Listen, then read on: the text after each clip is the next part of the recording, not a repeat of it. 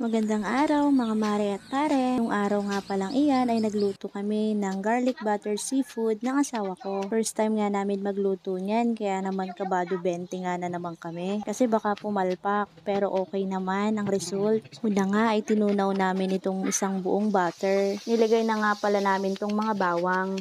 Naglagay na rin kami ng ibang pampalasa.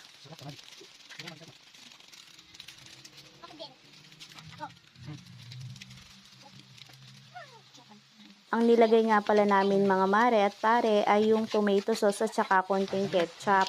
At una namin inilagay itong mga tahong. Nalaga na nga pala ito mga mare. Kaya nga minsanang lagay na lang at maluto ka agad.